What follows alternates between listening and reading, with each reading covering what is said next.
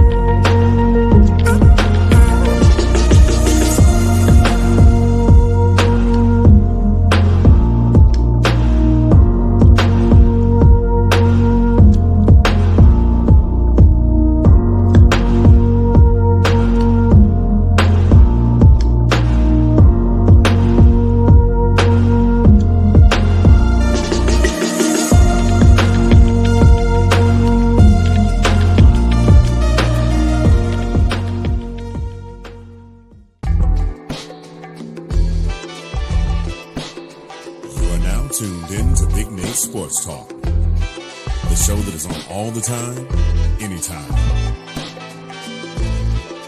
And now, ladies and gentlemen, the next big thing, the latest up-and-coming sports journalist, your host, Nathan Snell.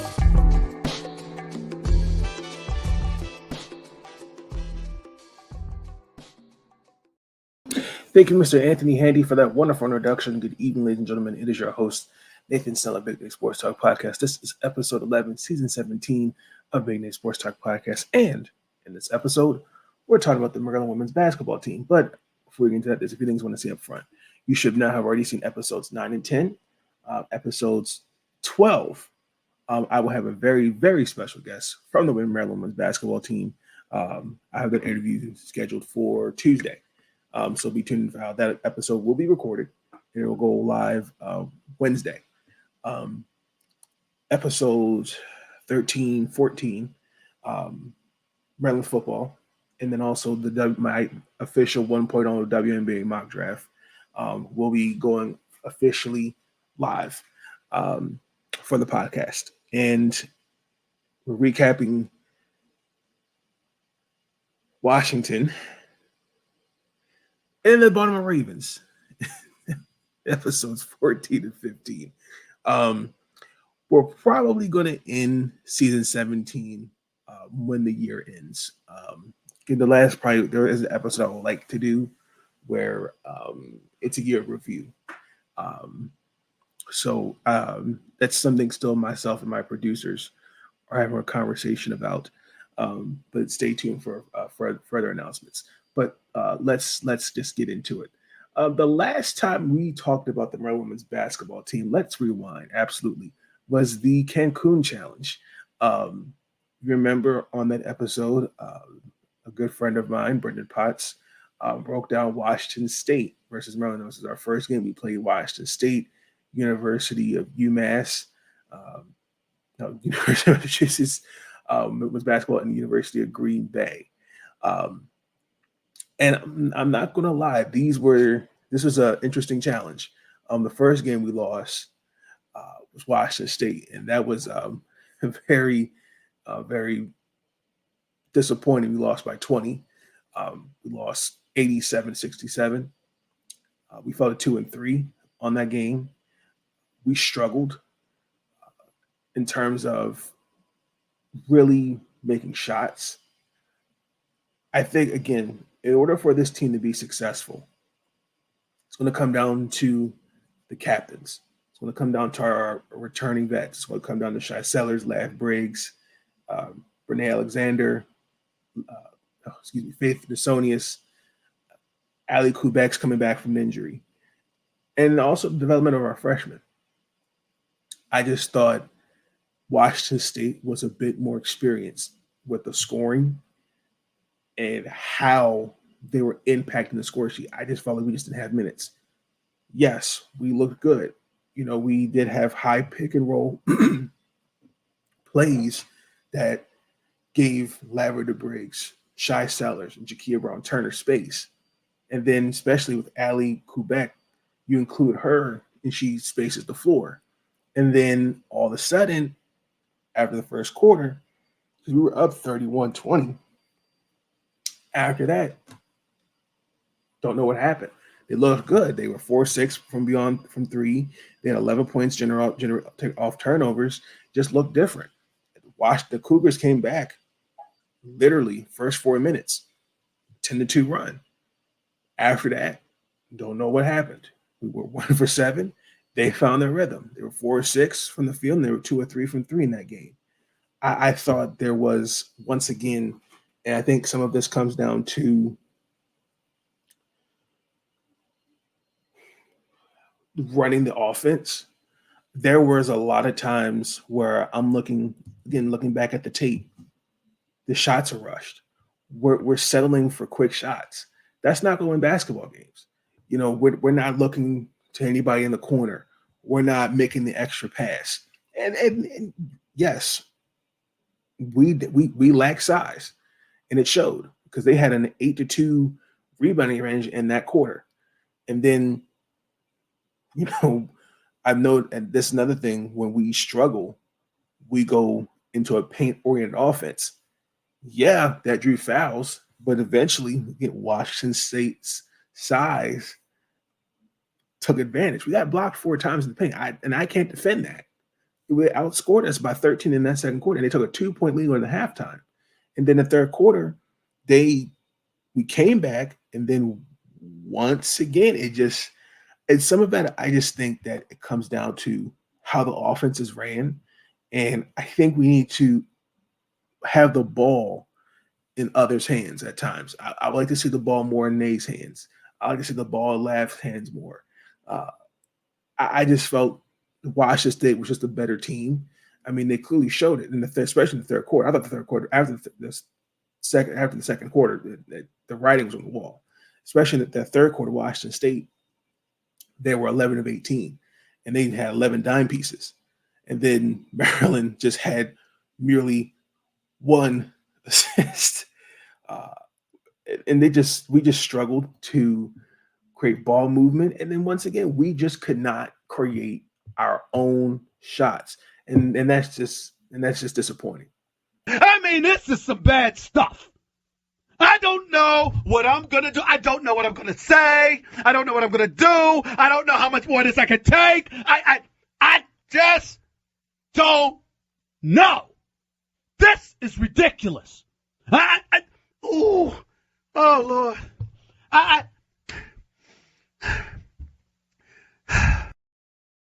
And in the post game, something Lavender Briggs said that caught my ear, and I agree. We didn't look like a team that played together for 40 minutes. They did, for the most part. They were getting each other involved. They just outperformed us. I think now that was kind of a wake-up call. And I think also, too, looking at my notes, the bench in that game was just disappointing. Outside of Bree McDaniel, I really could not find anybody else. And it was hard, like, to watch the bench not contribute. And again, with deficiencies and inconsistencies. And I think a lot of it is matchups, but also, too, it's development. And this is going to be the key. Like, Faith Masonis, who was coming off the bench, I didn't even get a point. What do you want me to say to that? And then the second quarter, same thing. Syracuse is a great example. We were 4 of 20 from the field. We missed all 5 of our threes. And then coming into this game, we shot under 16% in the second quarter. Now I'm only met 9 points. What the hell was that? Hey, what the hell? You freaking kidding me? So I think that for me, that's something that stood out, and I saw it get better, and I said, okay, you know what? It's the first game, and there's 3 games. See. Well, let's say I look against Green Bay, and against a Green Bay team, this they looked a little better. There were times where Maryland would go, as a team, we go right back into patterns, throwing the game away, and we did what we need to do. This is a Green Bay team that's not the best. They can be a bit turn the ball over and all those different things like that. I thought foul trouble was key. I thought getting the bench early going was key. Lavender Briggs, I think it wasn't if I can't remember it was this game or against UMass, suffered an injury. She didn't even was out there for about maybe less than 10 minutes and just didn't come back on the floor. I know Coach Freese later stated that it was a lower extremity. She said she'd be back after the holidays. For me, I thought in the game against Green Bay, same thing. Shot selection and getting easy looks. I mean, they just made 2 shots in the opening salvo of the game. Green Bay, they're ready to play some basketball. I mean, they made the first 5 of their 10 shots. Our defense, the last 5 minutes to me was key.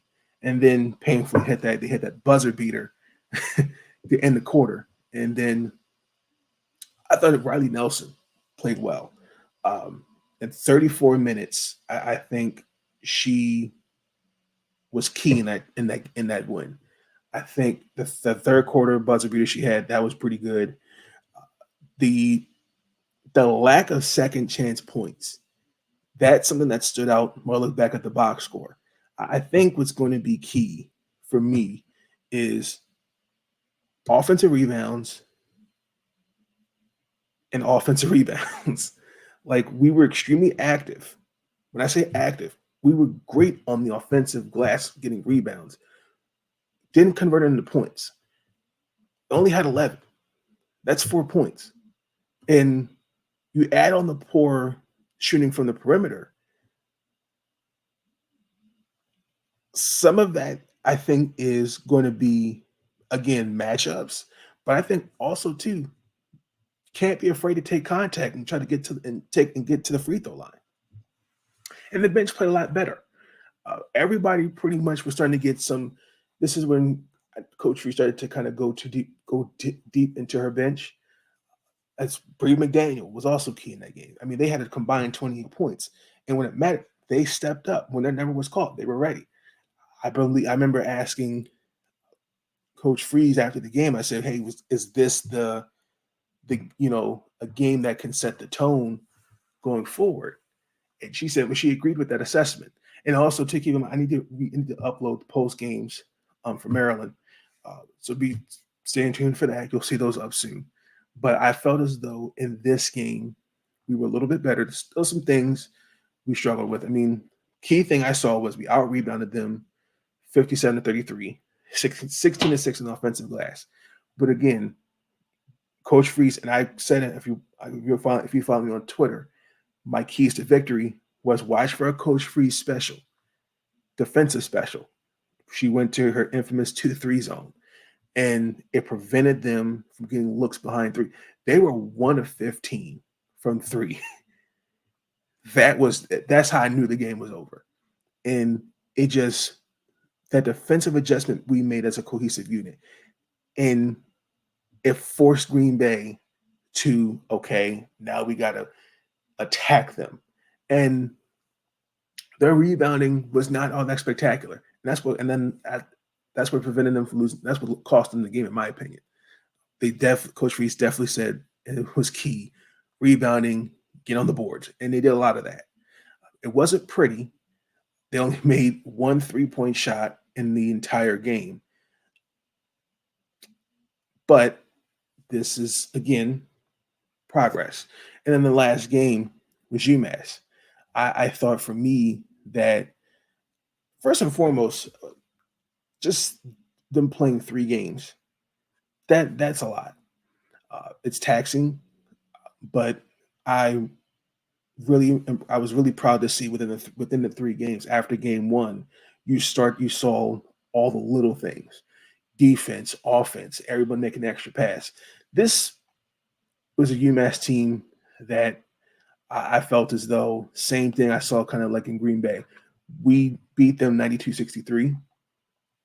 I felt as though this offense, it starts with Shy Sellers. But like I said, this is what we brought in Jakia Brown Turner for.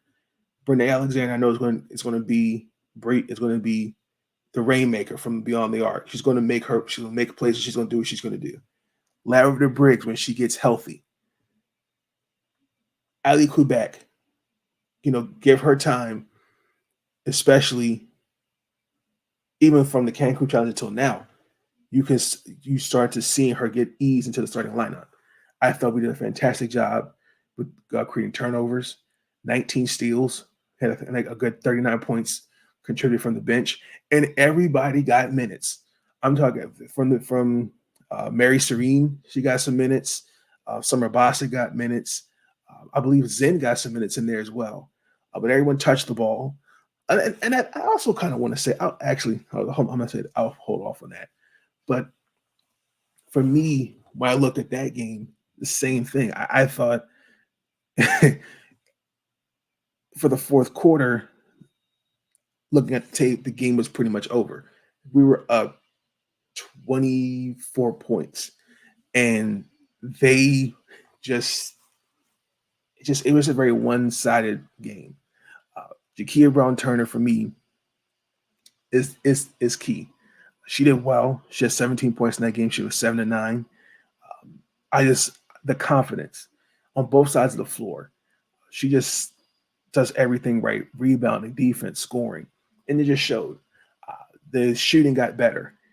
Yes, the free throw shooting was spectacular.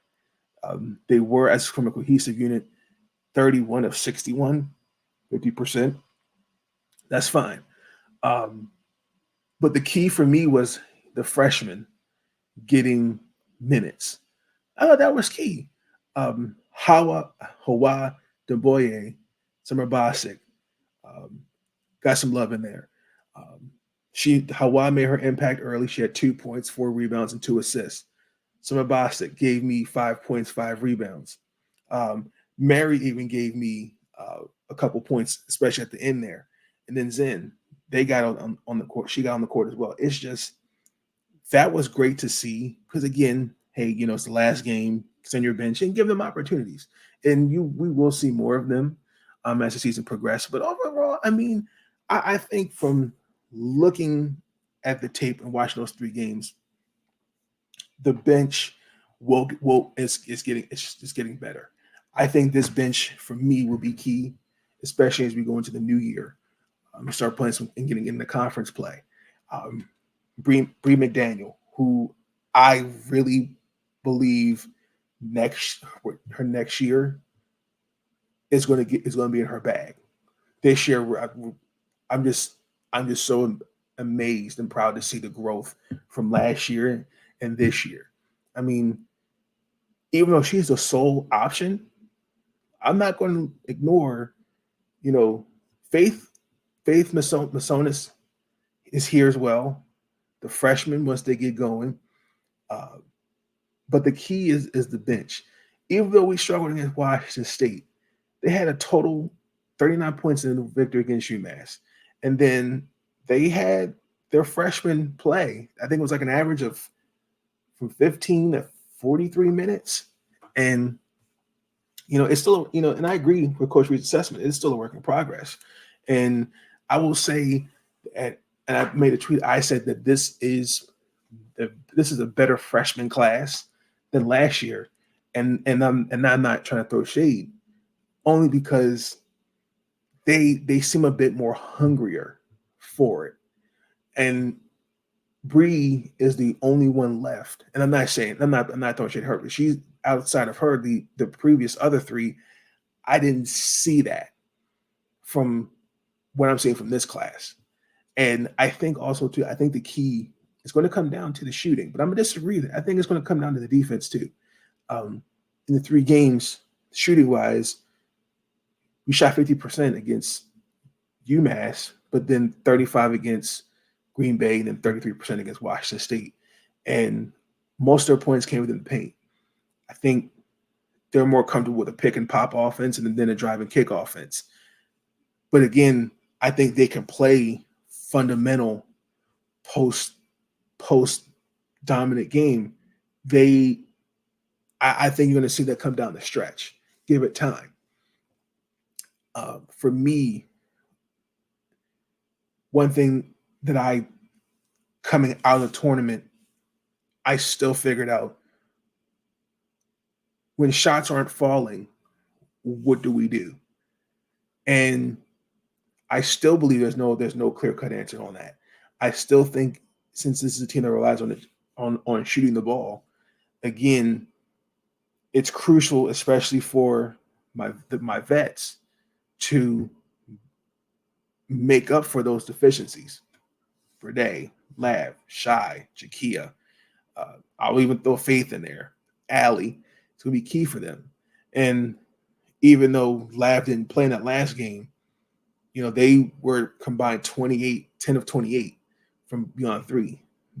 We gotta be better than that. And then again, like I said, with Allie Kubek coming back from injury, give her time, and she will be thriving in that role. Because last year she missed injury. Last year did the injuries to her ACL, and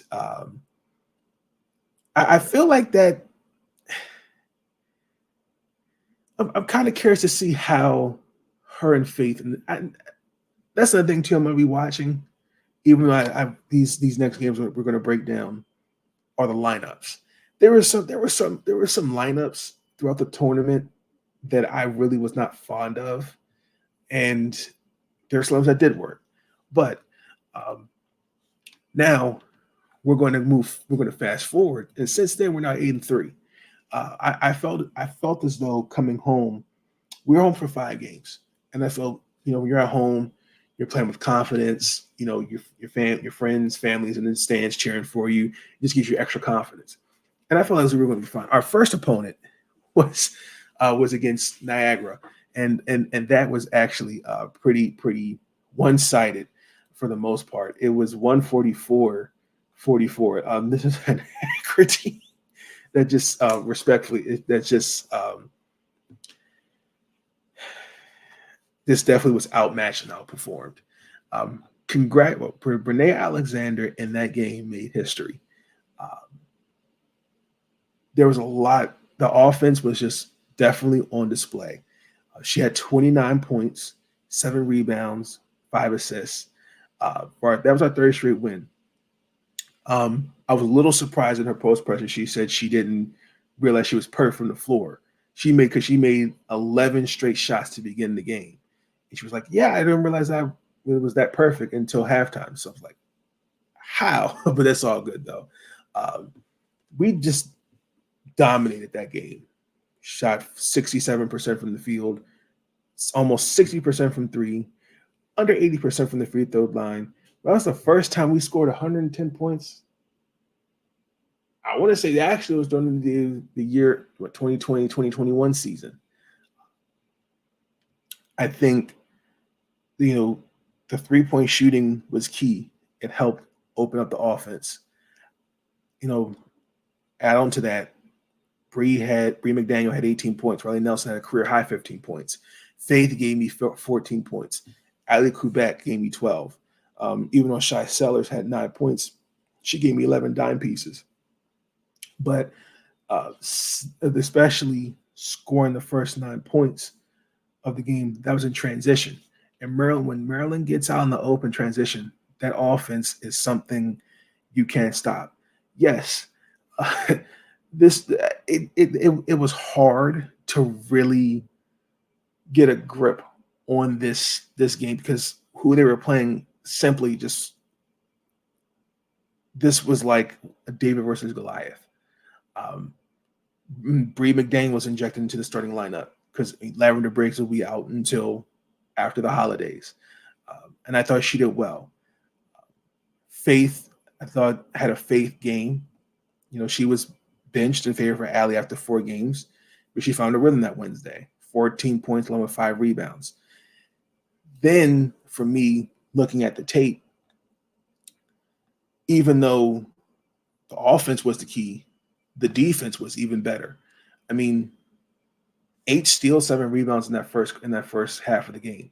The opening 3 minutes, we had a 9-0 lead.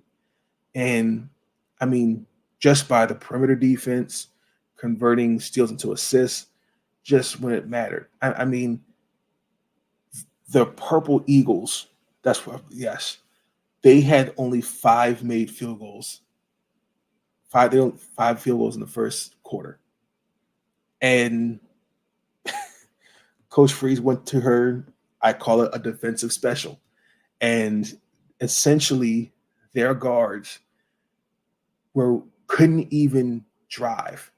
And I mean, they struggled to convert, and especially they were 1 of 5 from 3 within that quarter, for example. Overall, when you look at it, looking at the tape, defensive wise, especially setting the tone, doesn't matter if we have the size or not. When it mattered, these Terps played defense. And the high tempo offense, 30 assists. That's what I'm looking for. Now, and again, this matters. Chemistry. This is a whole different team. And this is something that I've been really, really wanting to hold my I've held my tongue for quite some time about it. But I've been this notion that you're supposed to just pick up where you left off the season before, like that. No, it's different. Everybody questioned, well, what's this team going to look like now that Abby Myers, Diamond Miller, and Elizabeth Pazan are gone? You also have to understand, 3 freshmen transferred, a whole new recruiting class. Ali Kubek and Emma, at the time, are coming back from injuries. We have to give them time. This ain't like we got plenty of basketball. The first month of the season for most teams is when you're kind of figuring out, okay, what lineup works, what doesn't work. And yes, I would love to see the freshmen. I would love to see more tempo, but give them time. And this was a game where I felt like it's starting to come together. They're building confidence. It's all about patience. I mean, we didn't slow down. I mean, they finished the game as a piece of the Lady Terps on a 21-3 run and went in by 70 points. I mean, the third quarter, I'll give you that example. They were 11-14 in the third quarter, up 50 points. And they took a 40-point lead going into halftime. Now, against a Niagara team that clearly it lacks. And again, like I said, give them time, and they'll be ready. I thought that was key. Shot making was fantastic. Now, going into George Mason. George Mason coming in this game was, I believe, 5 or 6-0. This was going to be a little bit of a challenge to watch because I was curious to see what they would look like. And they did pretty well. We did beat them. We had a second half was key. We came back and beat them 86-77. George Mason was going to come in. They're ready to play. I thought key. Looking back at the tape, I think we heard this in that early stage of the game was foul trouble. Nay had 2 early fouls within the first 3 minutes, and I thought that second one, in my opinion, was very ticky-tack. I'm just going to say it. Didn't like it, and that for me, that kind of changed how their floor spacing looked and shooting wise. And then in came Emily Fisher and Faith Masonis. And then not blaming them, but for some unknown reason, we just struggled to move the ball. I don't know if it was just the defense. I don't know what it was. And then we had to find cutters to the basket. I don't know what happened. And then I just felt like George Mason and then in the first quarter, they just started to get going. They had 3 threes within just in the span of a minute, and they were up 21-14. The first 5 minutes of the second quarter, to me, looking back at the tape, that wasn't much better. It kind of was like going back into bad habits. Same thing. 5 turnovers, 5 field goals. And some of that, the Patriots made us work the entire shot clock. And I felt as though, and I would challenge, going forward, something that I would like to see challenged is I would like to see Shy Sellers off ball more. I'd like to see ball handling more for Nay, Jakia, and even Lab when she gets back. I kind of want to see more how offensively the ball is in someone else's hands. No, it's no disrespect to her, but respectfully, we know Shy is not a point guard, but she is handling the responsibilities in my personal opinion, she's doing just fine. However, I felt as though when in that moment we took quick shots, we slowed the game down. And I think also too was just kind of calming down. I think that was kind of also the key. Kind of came out nerves wracking. I thought George Mason did a great job, especially on the fast break. Their shooters spaced the floor. They had a lot of driving kick. They were 3 of 5 on threes in that quarter. I thought that's something that helped us. That helped them. And then going in halftime, we were down 9. Same thing. Coming out of halftime, it was a different Maryland team, in my opinion. I felt especially when they got back in there, they kind of took the momentum went towards Maryland. I thought the energy and effort was key. I looked back at that film. And that's something I didn't see really particularly well in the first half. Now, Bree McDaniel did get hurt, but she came back. She was fine. And again, Shy, Faith, and Nate had 18 of our 26 points in that third quarter. The defense did well, 8 turnovers, and just helping us 12 points, 5 assists to end the quarter. And same thing, Shy Sellers did her thing. And she had 15 points in the final 10 minutes of that game. She had a career high 28. She also had 13 rebounds and 5 assists. I thought the defense in the second half and just was key. And especially the second half, it looked a lot better because they outscored the Patriots. I believe it was 53-35. And that's something that I liked.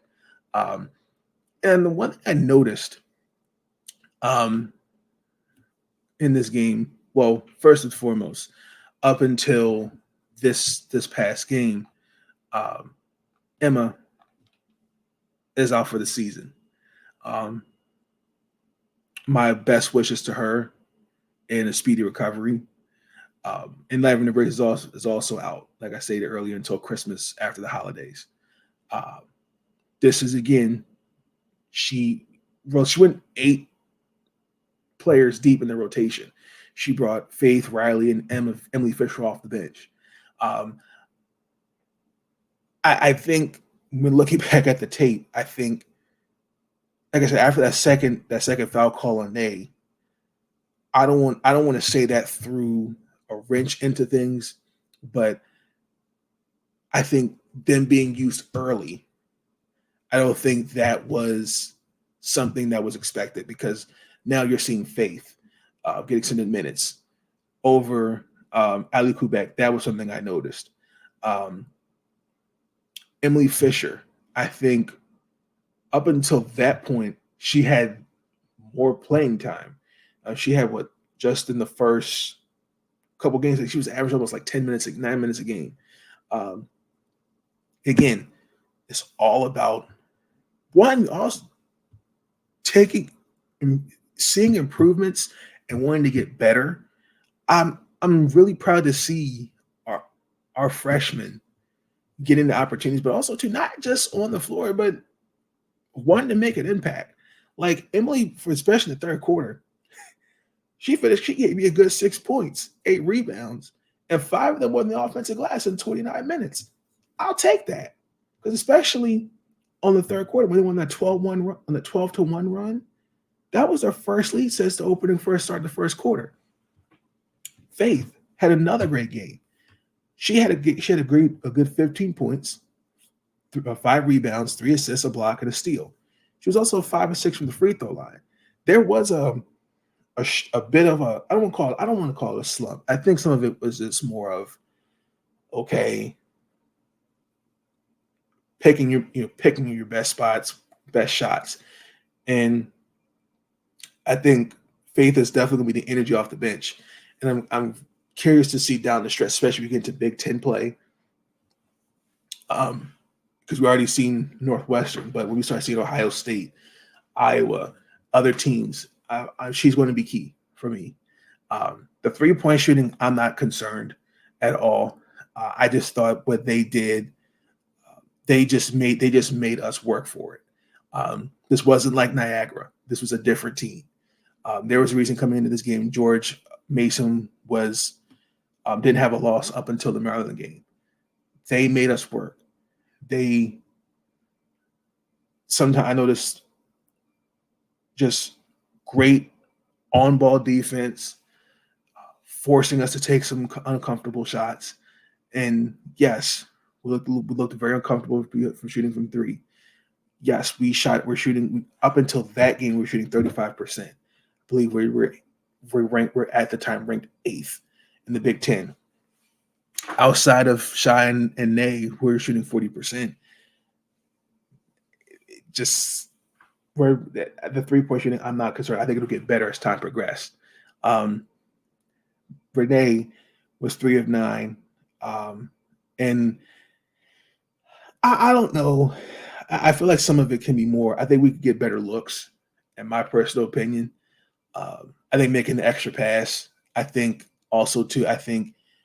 getting confident, especially, I think this is going to be key. Give it time. I think they'll be fine. So before we get into the last 2 games, let's get into the sponsor of Big Nate Sports Talk Podcast, and that is Zagnif Apparel. Ladies and gentlemen, do you want to dress like you're already famous? You can, and you will, with Zagnif Apparel. The following is a presentation of Zagnif Productions, LLC.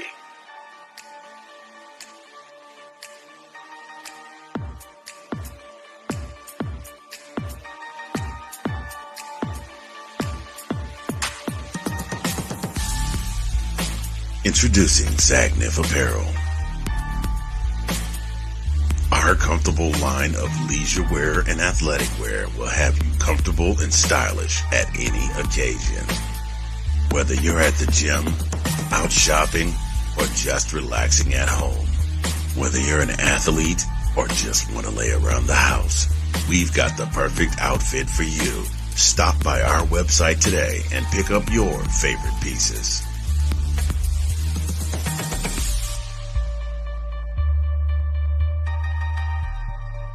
Zagnif Apparel. Dress like you're already famous. You can and you will dress like you're already famous with a nice 15% off using my discount code you see here on the screen. Big Nate for 15% off your final purchase. Zagnif Apparel, thank you so much for being a sponsor of Big Nate Sports Talk Podcast. Ladies and gentlemen, we will be right back.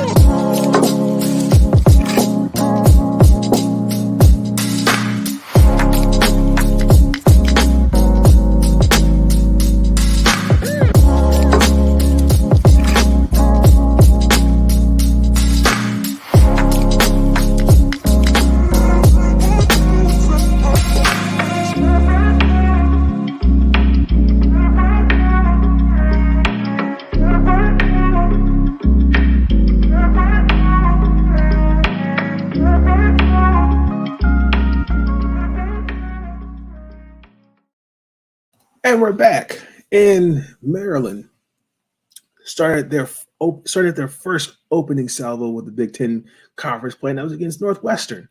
And our Big Ten opener, Maryland beat Northwestern 71-58. For me in this game, this was, I don't really know what to call this game. I don't know if this is a get ready game, reset game, or whatnot, but I think this was a good game for us. I think especially the second half, it started on the offensive rebounds. I thought that was key, especially the turnovers. Cheyenne Taylor was aggressive in this game. She had put up 10 shots more than her first 6 games. She took 11 shots just in the first quarter, in the first half, which opened up the floor for everybody else. Painfully, one thing, again, looking back at the tape, that the second quarter, for me, when I say I look back at the tape, I've learned this from Mike Tebow, who's the Washington Mystics general manager, former head coach. There's a couple times where I've tweeted, there's too much emotion after a basketball game. Yes, I could easily say it's easy to give a quick assessment, but no matter the win, lose, or draw, I have to go back and look and see where we went right, where did we go wrong. Northwestern, second quarter, we struggled, especially getting going early. I think this Maryland team getting out, being aggressive early is going to be key. I mean, the Wildcats figured our offense out. I mean, in the first quarter, we took advantage on using, I call it the Brenda press. It's a half court press where, the guard they just ping. It's like watching ping pong, just pinging off of each other. Generator gave up 4 steals, and that turned to 8 points. The pace was great, but offensively, I don't know where that went. I mean, we weren't executing plays, the scoring opportunities. We only had 3 players. I'm not going to say who the 3, but Northwestern's defense, they figured us out. They double teamed us, and they forced us to make decisions when shooting the ball. What did that turn into? 5 turnovers, especially in the paint. We can't move the ball. We got to the free throw line, and that's great. We were 5 of 8. But I think their defense, and in the third quarter, to me, I thought set the tone for the rest of the game, because we held them to 25 points. In the third quarter, Northwestern had a measly 6 points. What kind of shit is that? That was embarrassing. But the more important of it is coming out of halftime, again, energy and getting together. It's funny. One of my buddies texted me. He was like, "What do you think Coach Freeze says to them at halftime?" I just shrugged my shoulders. I'm like, I don't know. I can't tell you. But something, they just come out and they played exceptional defense. They held the Wildcats to 3 of 16 from shooting. I saw a lot of switching, particularly on the perimeter, especially to counter high screens. A couple of times off the pick and roll, especially the lineup. At one point, she had Faith, Allie, and Emily out there. And that hurt Northwestern in terms of rebounding the ball. And as a cohesive unit, the Wildcats just had 2 second chance points. I can't defend that. What do you want me to say to that? And again, Bree McDaniel was just Bree money out there. Starting the fast break early, drawing offensive fouls, just being aggressive. And the adjustments we made, just in that quarter alone, in that quarter alone, that turned into 6 turnovers, 6 personal fouls. That to me is give Coach Freeze and the coaching staff credit for that. I think that's where it starts. Ali Quebec, say what you want, and again, this is what I said. Give them time. They will be okay. She will be okay. She's coming off an injury. She looked great. Just Sunday in that Sunday game, they had just 11 3-pointers. That's the lowest so far they've taken this season. Painfully, Renee was in foul trouble.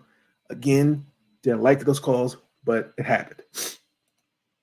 When you look at Allie coming in there, because Nay was only 1 of 5 from 3, then Allie stepped up. I feel as though, especially, she has progressed well into this starting lineup. She's done well. She had 17 points. She was 7 of 3 from shooting, and she had 4 rebounds. She was, to me, she was the only one that had a shot over 50%. And I look back at the score sheet, but I mean, she was just an easy outlet for others to find. Her positioning, posting up, as something that has redefined her game. I know. Fun fact: we both attended the University of Towson. I was only there for a semester, but I watched some of her tape, and I know what she's capable of doing on the court when healthy.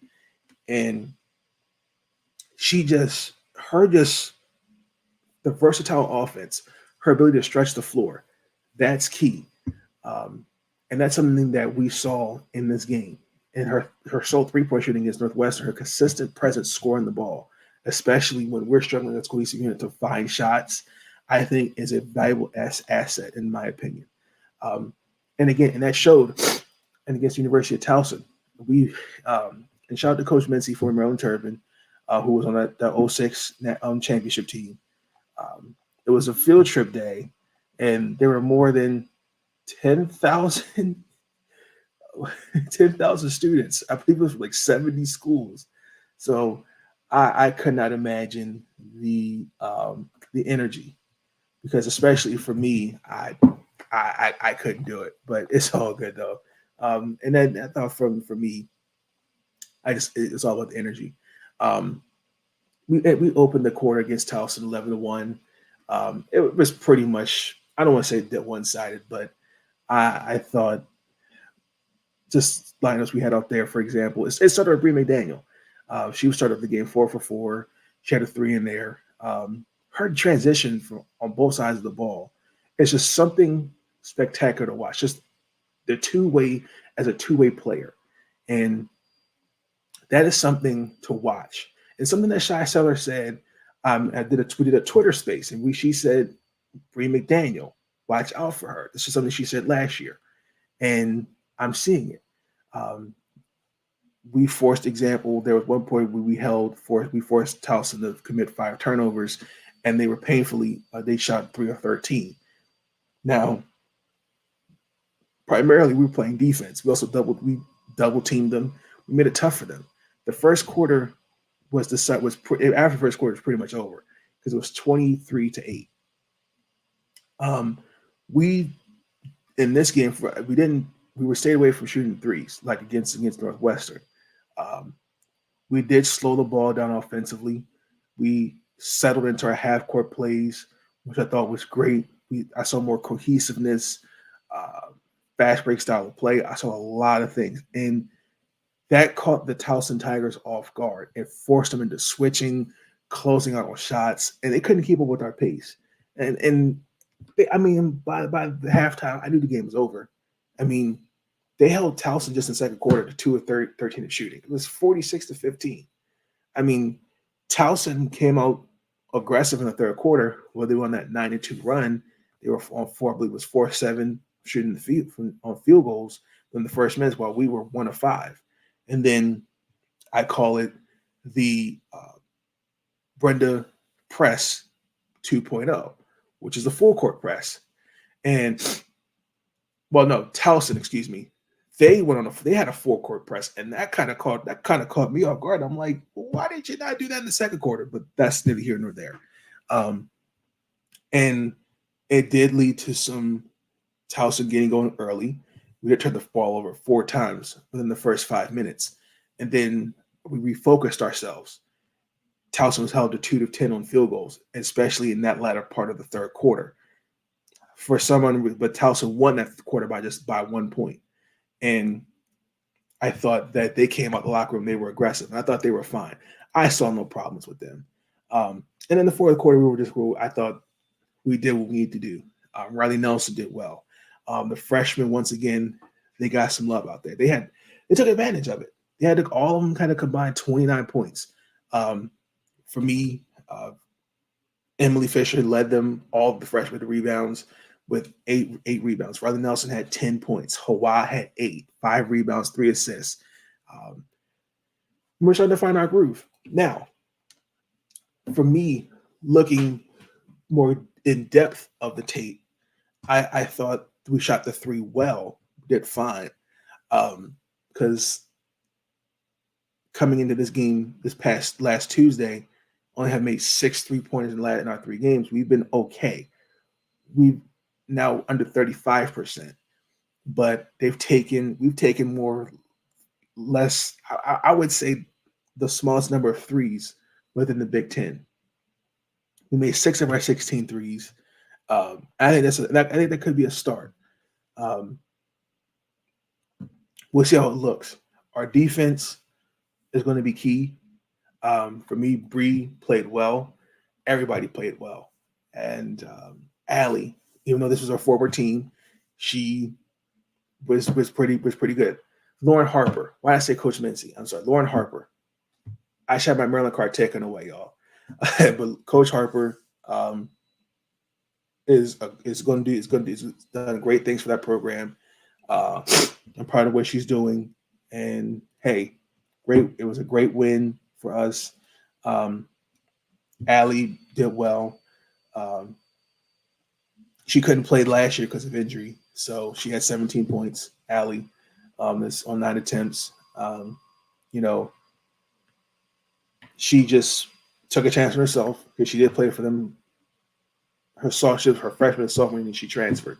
So, hey, Allie has been just been balling. Fortunately, we're in the starting lineup. I think it's an important piece for this team going forward.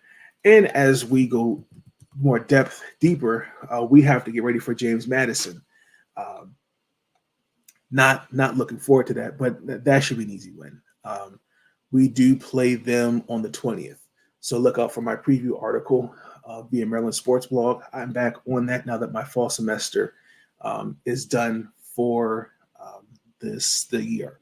So that's why if you haven't seen me write recaps or previews for them, it's because my fall semester for school. So we're back writing articles then first. So be on the lookout for that. But let's get into one final thought for the podcast.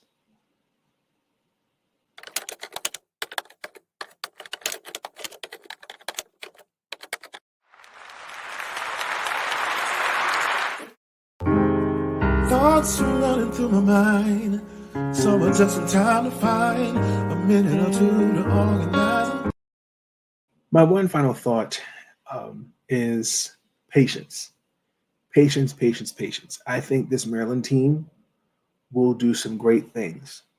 I believe that. I believe in this team. I picked this team to get to the Elite Eight again. But I think seeing the early struggles, particularly, yes, losing to 2 Power 5 teams, it hurt. But also, too, it's a different Maryland team. And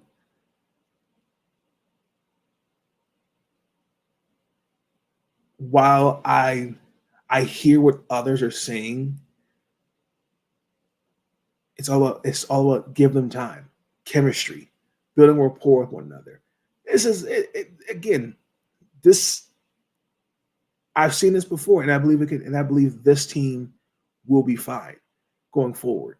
So I don't know. I just hate when we start creating these narratives that players are going to transfer and I'm like, be patient. Like the freshmen are starting to get more playing time.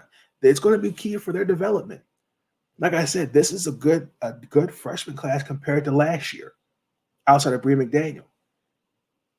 Once we get Lavender Briggs back healthy, this offense is starting to find its stride. Ali Kubek's coming back is getting going. Once we get Brene, Chikia, Shy, Faith, this team will be fine. I'm not worried about them at all. Now, we're on a 6-game winning streak, and like I said, it would be nice if we could get ranked. I was hoping after the Cancun challenge we at least got in there, but we didn't. So I'm curious to know what the AP voters will do in this next batch of where do we rank, because I'm not going to lie, it's weird not seeing us ranked, but it's all for the right reasons. Like I said, the last couple of years, this program has gone through some changes has gone through some stuff.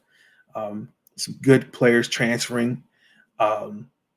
And from a standpoint, you kind of wonder like, oh, okay. And seeing false narratives being put out there about, our coach and other things. And it's great to see that we're proving them wrong by just going out there and winning basketball games. So I'm proud of this team. I'm proud of the fight that they're showing, and we will be fine. Our next game is against James Madison. Like I said, you'll catch the preview article on MarylandSportsBlog.com. You can follow me on Twitter at @OneNathanSnell. We will have a very special guest on episode 12, of Maryland Sports Blog, of Big Nate Sports Talk podcast. The episode will be recorded. I'm very honored to have this guest, and we will be seeing more guests from the Maryland women's basketball team. So stay tuned in for that. But thank you so much for joining me on this episode. Please like, comment, and subscribe. Be tuned in for future episodes of the podcast. Again, ladies and gentlemen, we're on to do some great things. And I can't wait to see what the rest of this year and next year bring for me and you. So until then, have a good night. Stay out of trouble. Christmas is almost here. All right, y'all. Peace.